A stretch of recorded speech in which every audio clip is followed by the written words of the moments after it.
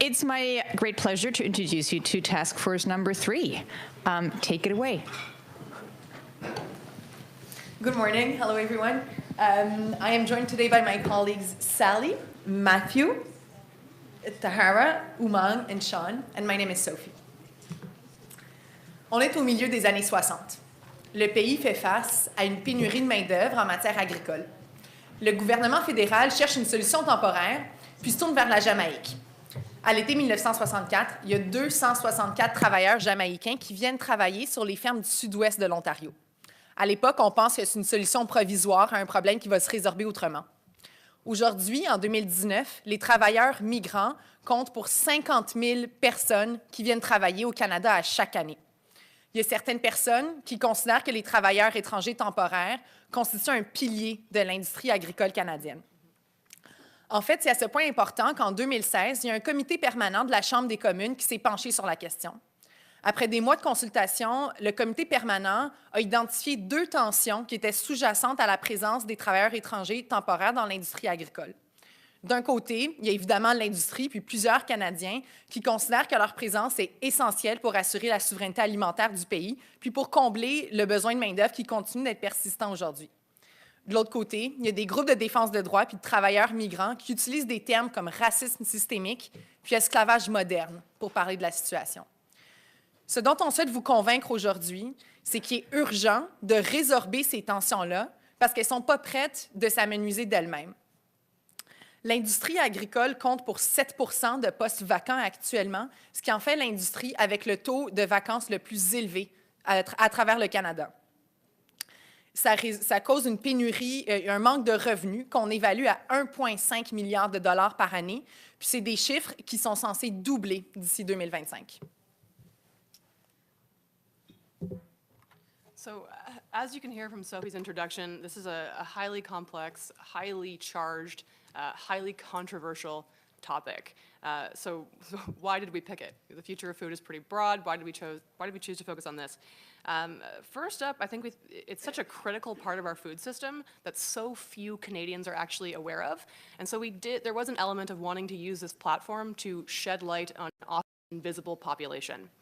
And secondly, we were kind of caught up in the momentum around this topic. So for the ag folks in the room, I know there's a few. Obviously, I'm talking about the CFA roundtable last year, the BC pilot right now that's going on, or the new international phase of the Quality Agri-Workforce Management Program. So a lot of momentum already happening. And then third, we were really intrigued by the consensus around the idea that urgent change is needed. We talked to more than 25 stakeholders. We did interviews with lots of different folks. We got farmers saying that the system is confusing, it's slow, it's not flexible enough to meet their needs. We have governments admitting that, yeah, it's slow, it's onerous, it's actually paper-based at this point, and they're worried, of course, about lost economic opportunities that Sophie mentioned. NGOs and advocacy groups are worried about human rights, about our international human rights reputation. And then migrant workers themselves, like Gabriel Aladua, who's up here on the left. He does refer to this program as modern-day slavery. But interestingly, he does not paint the farmer as the villain. He's not interested in blaming the employer. What he's interested in is system change, and so are farmers. So as you can see, there's lots of consensus around this idea of urgent change, but there's very little consensus on actually how to move forward. So this is a lot to consider. So in our lit review and our interviews with stakeholders that I already mentioned, we were really looking for common themes, so like touch points to inform our recommendations that we were going to come up with. And these are a few that we found. The first being reform over abolition.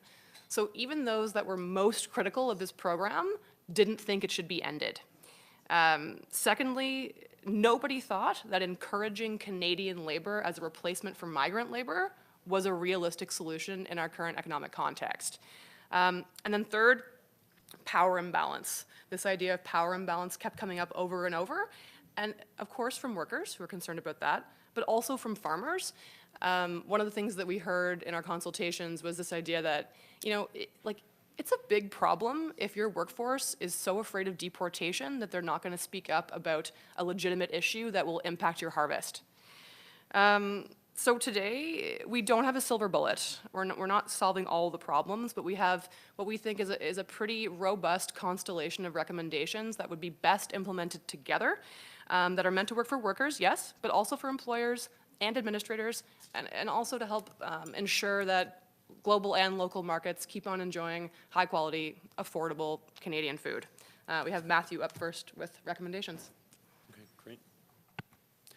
So throughout our consultations, we were exposed to a variety of data, stories, experiences that identified an inherent disconnect between the precarious seasonal and temporary nature of migrant agricultural labor, and then also their participation in our communities, economies, labor force, and society. And so we have two recommendations to address this gap around the settlement experience. The first is to enhance supports, recognizing the unique language, lifestyle, and community needs of migrant workers. This includes language training for workers and employers, as well as supports for workers to know their rights and access services, and this is, I think, elaborated in much further detail in the report. The more controversial and sort of, I guess, big idea for our recommendation is a pathway to permanent residency. And so 3% of migrant agricultural workers get permanent residency. And at the core of what we heard from advocacy groups was the need for a pathway to permanent residency or even citizenship. Not only for the status and stability that brings, but for the suite of rights and protections that comes with that. And these protections would help to address issues like recruitment, human trafficking, and then also positively impact concerns around social determinants of health and well-being. And we recognize this is a complicated prescription. Not everyone agrees, but we think it's a conversation that we need to have. And by having this conversation, we can address the bundle of gaps in protections and services experienced by migrant workers. And we think it's particularly a good time to have it in light of all the things that Sally mentioned, but also the pilot pathway program for caregivers around permanent residency. And so we think this is an appropriate time for the federal government to foster this conversation. Okay. So our consultations revealed that healthcare is a particular concern. In addition to anecdotal evidence from the workers themselves, research from physicians published in the CMAJ has shown that this is a uniquely vulnerable population, not just in terms of access to healthcare and barriers around that, but also in terms of specific occupational concerns. As far as we understand, the original intent of any provisions in this program were to allow migrant workers access to the same standards of care that we would all enjoy as Canadian citizens. Our recommendations are meant to support the program in achieving that goal. Our first recommendation relates to general access. The current mechanism for this population is through provincial health insurance. And as our research revealed, there are no specific concerns with this mechanism, especially in light of recent changes in Ontario to allow this population access to OHIP upon arrival in Ontario, which is a recent change. However, of the 3 major provinces that employ seasonal agricultural workers, BC remains the outlier in requiring workers to wait 3 months before accessing care as any new resident to the province would. However, when you consider the growing season that some of these workers are in Canada for, functionally, this means they are without health coverage for a significant proportion of their time in country. In addition, BC at present still requires payment of MSP premiums for this particular group. These costs are small, but still represent a significant barrier to this population, to the point where we have heard of workers going without healthcare coverage because they cannot afford out-of-pocket MSP premiums. Our second point relates to the unique challenges that are caused by having your status in Canada and therefore your healthcare tied to your employment situation. This aspect of this program leads directly to workers losing their healthcare coverage and ultimately facing deportation secondary to workplace injury. Now, we have heard this directly from testimonials from workers, from advocacy groups, as well as epidemiological research published in CMAJ in 2014. Leaving aside the issue of deportation after injury, the loss of healthcare coverage is particularly problematic. due to workers facing barriers to access definitive care in their own home countries. We are presenting what we feel is an innovative solution to this problem, using the existing infrastructure of the Interim Federal Health Program and the relationship that that program has with healthcare providers across the country to address this specific gap in healthcare coverage and funding that occurs when workers lose provincial coverage. Now, the benefits of using this type of existing program are simply too numerous to detail in any particular detail in this forum.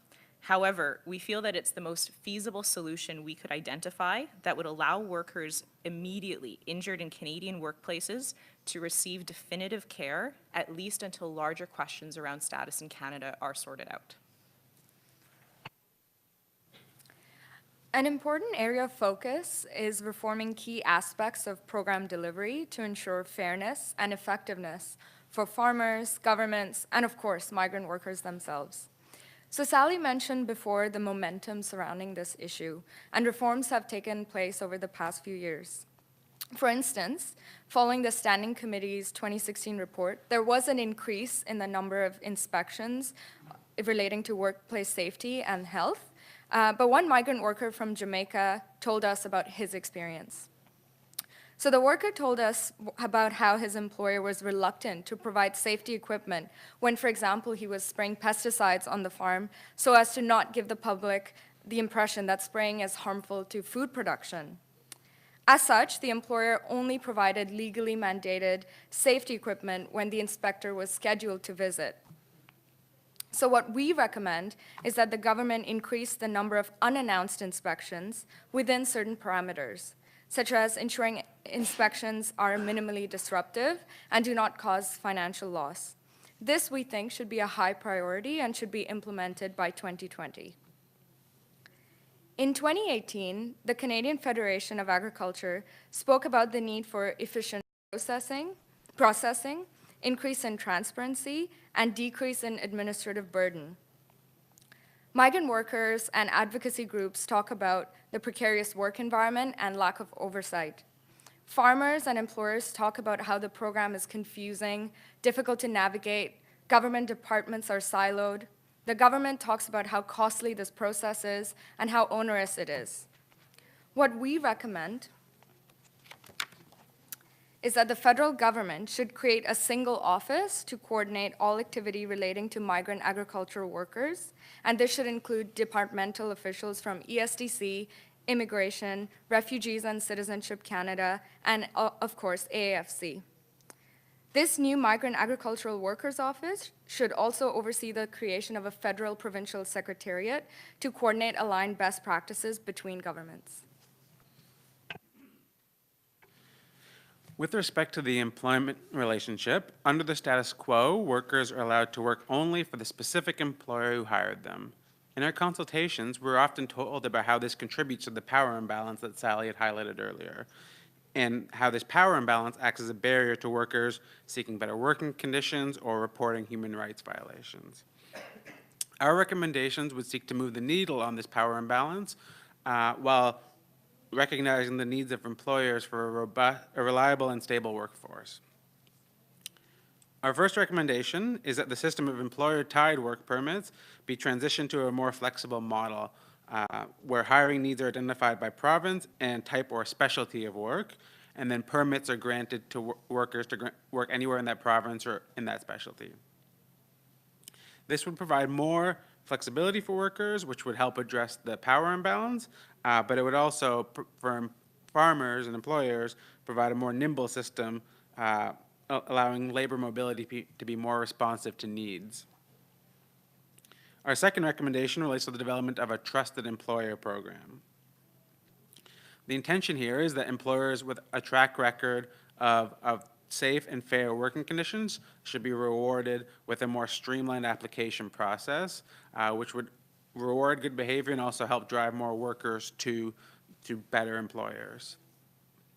As an economist, I realize that incentives matter, and so this recommendation is predicated on the improved enforcement so that employers can't just suppress complaints to make them seem trustworthy, but actually have to improve their behavior. En introduction, Sally vous a mentionné que la population sur laquelle on s'intéresse est invisible. Ce qu'on a souhaité faire avec notre rapport, c'est justement de l'utiliser comme plateforme pour visibiliser les travailleurs migrants, puis surtout visibiliser les solutions qui pourraient être mises en place par les gouvernements pour améliorer leurs conditions de travail. Parce qu'au final, c'est grâce à eux qu'on est capable de bien manger au Canada, de manger local, puis de manger de manière abordable. A quick note on our cover page before we move into questions. So the cover of our report that you see is the painting here.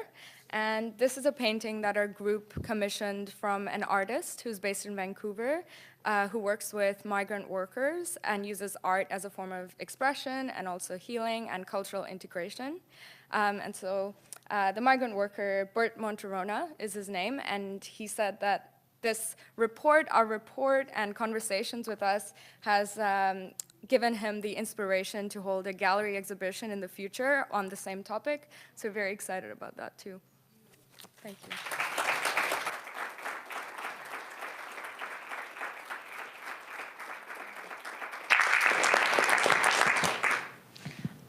Please, I hand it over to the panelists, and I believe Guillaume Lavoie has the first question for you. Merci beaucoup. Toutes mes félicitations à vous six. A most impressive presentation. I'm very impressed by many of our recommendations. Juste pour mettre les choses en perspective, par contre, parce que vous avez choisi un thème de politique publique qui est particulier. Hein? C'est comme si on demande à un Canadien quelle est votre définition d'un éléphant. Le réflexe premier, c'est ça dépend. Est-ce que c'est un éléphant de juridiction provinciale ou fédérale? Et lorsque vous parlez de droit du travail et de santé, à moins qu'on ait réécrit la Constitution dans les derniers mois, on est beaucoup dans la Cour des provinces qui sont habituellement très jalouses de ces droits-là.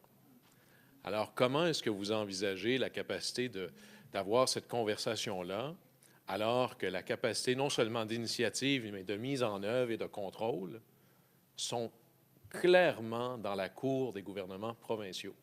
Et là-dessus, le gouvernement fédéral est celui qui ouvre et ferme la porte. Mais une fois qu'on est rendu dans la pièce, c'est une pièce provinciale. Alors, évidemment, j'aurais plusieurs questions, mais celle-là me semble la plus, je dirais, chatouilleuse.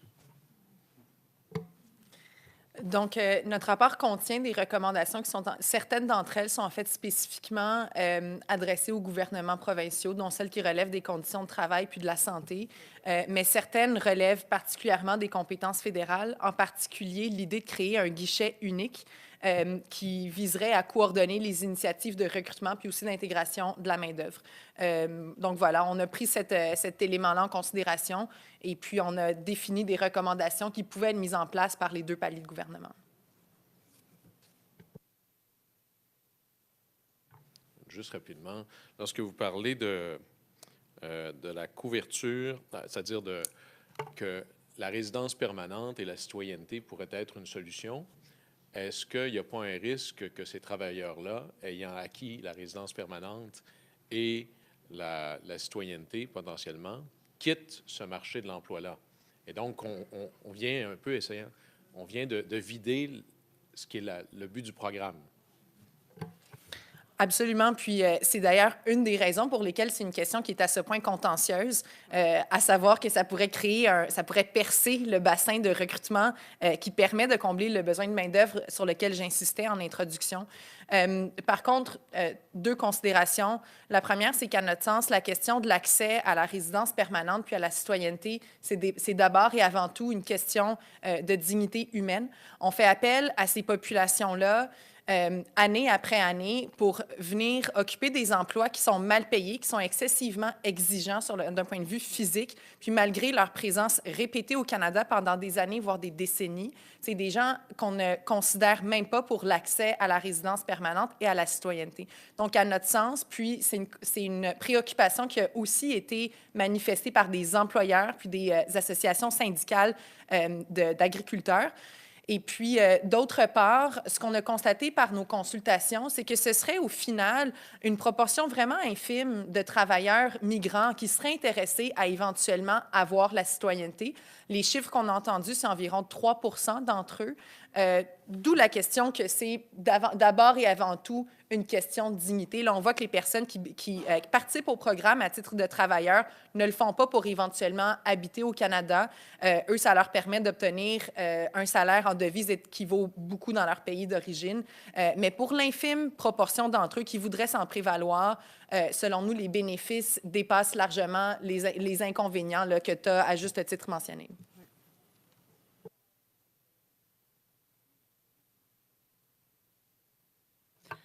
Quick question. I'm not changing horses here. I have a form comment and a substance question.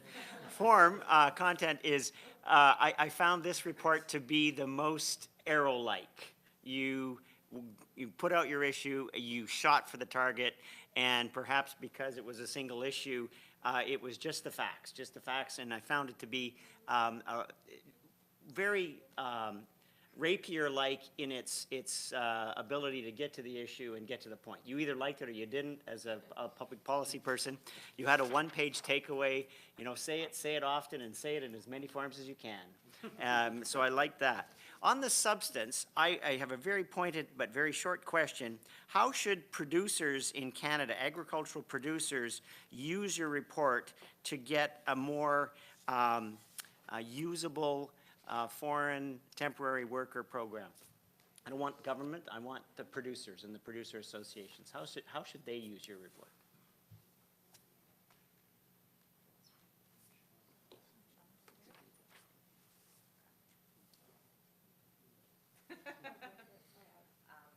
I can take a first stab. We did have kind of predetermined categories for who would answer, but of course, your question falls outside that.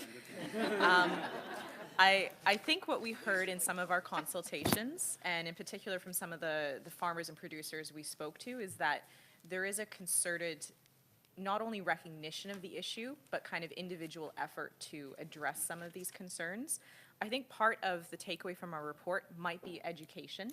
I think one of and the name escapes me, but the farmer who is most involved in advocating for the population of migrant workers who she employs at her farm, had to do a lot of research herself in terms of educating herself on the issues. And of course, I can speak most directly to healthcare, but in understanding some of the barriers that her employees were facing. And she actually took the opportunity to really try and develop a support system in terms of driving them to appointments, in terms of trying to find culturally appropriate care, and in terms of providing language services. So in my personal opinion, not speaking for the group, there are limited mechanisms by which producers can address bigger issues around power imbalance, employer-tied work permits, et cetera. But in terms of using this report perhaps as an educational tool to better understand the issues that their employee population is facing, I think is a good start, because what we saw is due to some of those traditional power imbalances and structures, sometimes the farmers want to be able to connect more with their employees but haven't had that opportunity for a variety of reasons. I think your question is a perfect recognition of the number of actors that are involved on this issue, and also just to add to Tahara's sentiment of taking initiative. I think something that we recommend in terms of the structural reform for governments to take initiative, and also farmers and employers to demand initiative, is to have more dialogue and to have forums where there's sharing of best practices. And what we heard in our consultations and what we read about was this difference in provincial difference when it comes to recruitment practices that migrant workers complain about when it comes to licensing and all of that. I think farmers have already taken initiative and are looking for government support in complementing that will to do so. Just really quickly, they could use it to lobby. They could all join the NFU and use it to lobby for flexible work permits. They want flexible work permits. Something that happens, so right now, let's say you have a bumper crop. Mid-season, you can't get more migrant workers. It won't work that way. Or you have a flood in an area while somebody else in your region doesn't have much of a crop, and they would be very much willing to send some workers to help you get out of that flood situation, and that can't happen right now. So get involved, lobby. We got some lobbyists that could help. Yeah.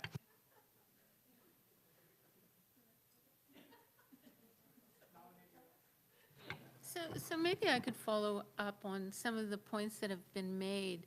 It strikes me in reading your recommendations that there are some that are almost no-brainers. You know, a single window. It seems to me, who knows very little about this, that that's pretty obvious and probably pretty easy to implement. And then there are some that are clearly, and so I wonder why, given the amount of study that's been going on, you referenced the 2016 House of Commons Committee, you know, why haven't some of these things already been done?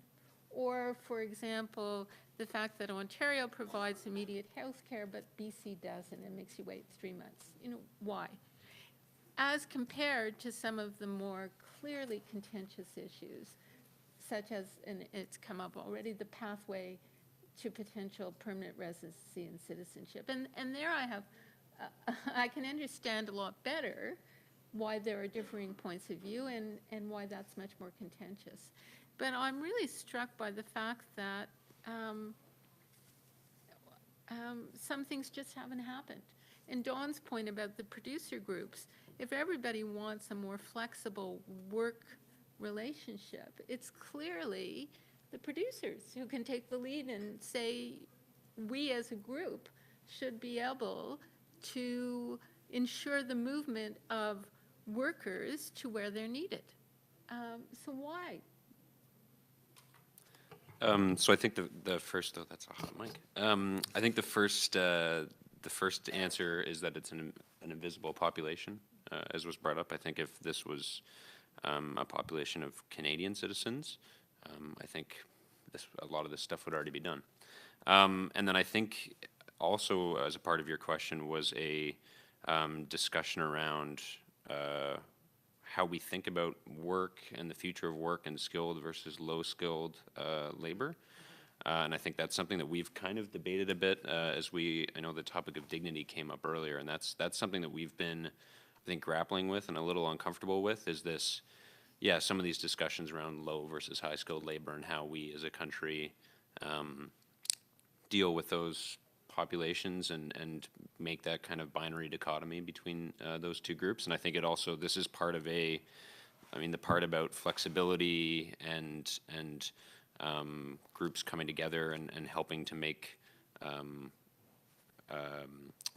workers be able to work more easily within the industry. I mean, that's something that's happening in all sectors and at all different levels in different value chains. And so I think this is, the first bit is that it's an invisible population. The second bit is that this is part of a larger societal discussion that needs to happen around work and skilled labor, and also around, I think, the lack of labor and knowledge around providing workers to the agri-food industry.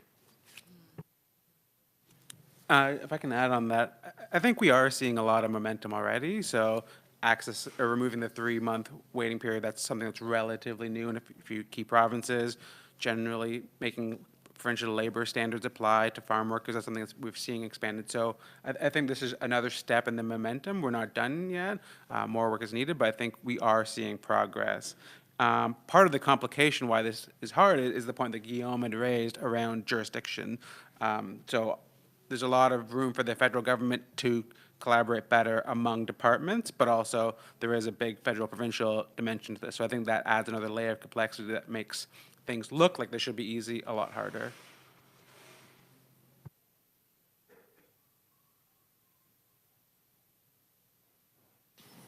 D'autres questions des The only panélistes? questions I could possibly ask are, does this report not rock?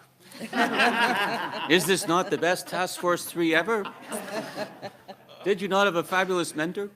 But it would be inappropriate to ask any of those questions, so over to you. Yeah, we don't want too many inappropriate behaviors. Eh? So I was quite taken with this report because this is a very crucial issue that keeps coming up, especially with farmers. Part of the complexity, I think you answered the question on why it's complex. Like single window, you'd think is very easy to set up, but I think you had the right answer. And I'd say the federal interdepartmental skirmishes are probably the worst part of it, because in reality they treat this not as an agricultural issue, but they treat this as an immigration issue. And they always say, well, why is agriculture special? And they're not, and this is an entrance to illegal immigration, and we don't want to do it with this. So it's through a lot of lobbying that we even get what we've got in terms of the seasonal workers. So I like the idea of the single window because there's been parallel experiences in government with a single window in pest management, which is not a very popular subject for people, but pest management is a success story in working through the differences interdepartmentally and working through with the provinces in terms of some of the regulations as well. So I like the single window recommendation because I think that in this particular case, because it's a constitutional consideration, I think this is a great opportunity to enhance Fed-Prov relations. And in my experience, especially in agriculture or agricultural-related issues, Fed-Prov relations are very good indeed between the federal and the provinces, because if there's a single issue, like seasonal workers, everybody's focused on the task and what the desired outcome might be, and it's amazing how much collaboration can be brought forward.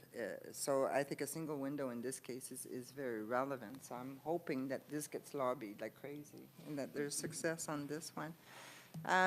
So I think that it was different in the other reports because it's a very, very defined issue. So I'm interested, I mean, I've seen some of the earlier drafts, so I know that your vision on this has evolved dramatically. Some of you have changed positions. Some of you have embraced some of the points of views. Like there's been, you could feel the shifting in the group and the thinking. So was there any particular epiphany in your group in terms of the process, in terms of the policy process as well? Like what's a bit of a take home for you? An observation for you in terms of how you're thinking involved with such a hot, divisive issue, potentially divisive issue, in the group dynamic, and like whichever angle you want to take. But you know, what comes to mind first for you in terms of a takeaway on this?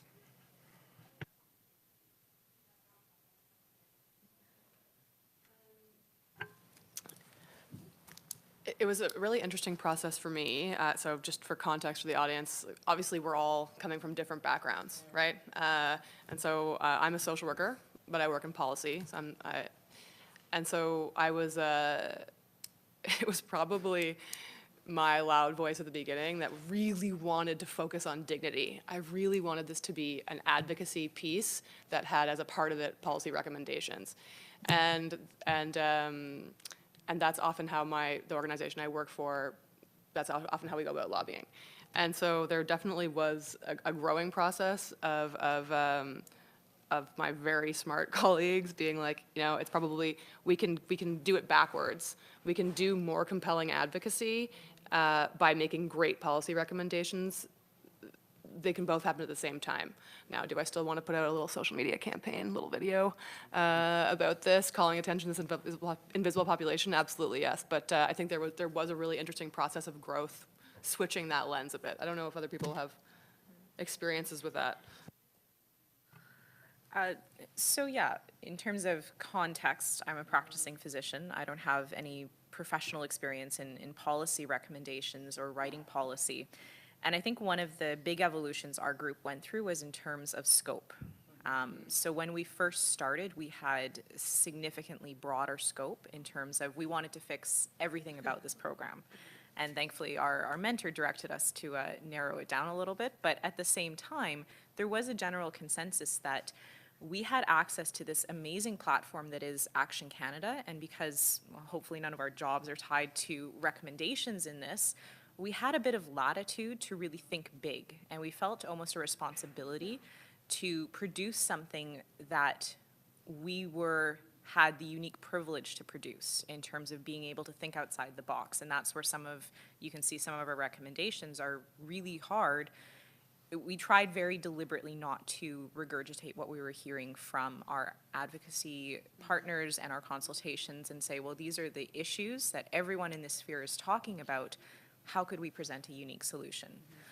In terms of some of the controversial aspects, it was, Anna will be happy to know, it was a good exercise in kind of group, not that Anna, the other Anna, in terms of like group collaboration and dynamics. And, you know, there were issues that we didn't all agree on off the bat. And we had to really come to a consensus over much discussion as to what we would feel comfortable presenting.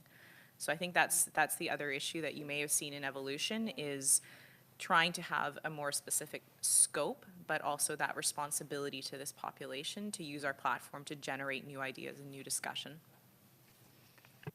Something Thank you. that I would add is it really made me reflect on where my food comes from and what goes behind the process. And this is a theme that I felt throughout the Action Canada Fellowship, but in particular in relation to migrant workers.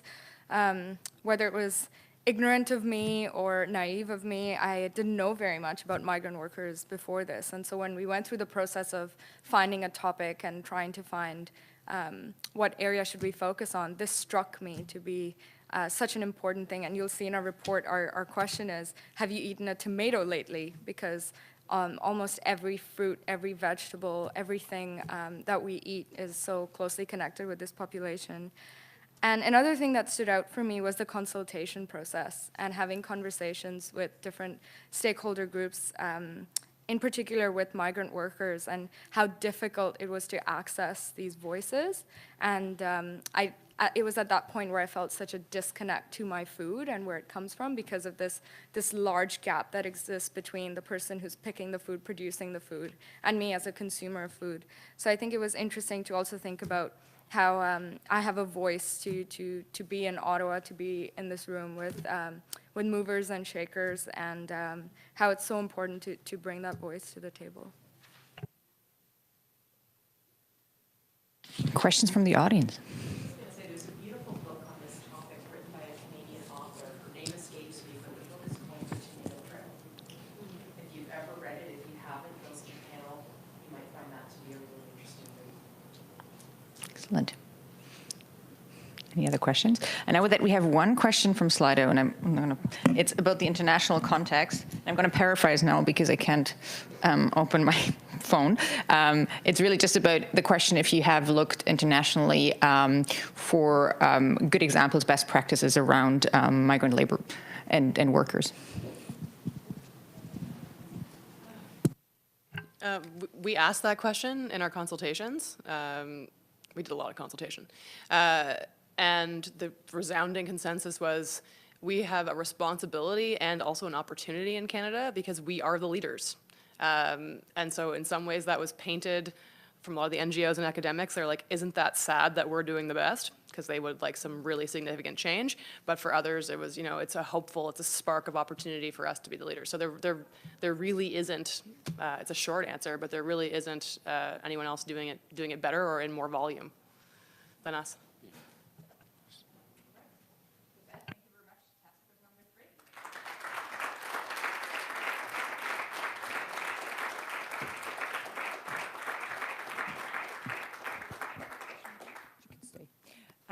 So it's my great pleasure just to offer a couple of thank yous and remerciements. It's a bit emotional because it's like my 16 children are graduating all at the same time. So congratulations, first of all, to all of you. You did a great job. I'm very proud. I would like to, first of all, actually thank our host today, Matt DeCourcy, is hosting us in this beautiful room. He is an alumnus of the program, and so thank you very much, Matt. He wasn't able, unfortunately, to be here with us today, but thank you, Matt, for hosting us in this beautiful room. I think my colleague Abby and Annie already has talked a bit about the support of our partners, and the only thing I really wanted to add is I think everyone here in the room who has worked for a nonprofit organization and with a nonprofit organization understands the importance of long-term financial support, and that's actually what we're getting here, which is an incredible gift to any organization to be able to plan and develop capacity. So thank you very much again to the Government of Canada and Power Corporation of Canada. And I'm delighted to actually be able to introduce Paul Genet in a second to you for the final words. There are lots of other people I would like to thank and that have contributed to this program in the past 10 months. I'd like to thank first the mentors. Guillaume Lavoie, Elaine Feldman, and Brian Topp have volunteered, I should like to stress here, to accompany these fellows on their learning journey, but also literally on their journey to many different places. They have taken the time to go to Saskatoon this year, to go to Montreal, to Toronto, to Guelph, and really give them advice on all kind of matters, not only on these task force reports. So thank you very much for that dedication and all your advice and support, also to me, frankly. So thank you very much.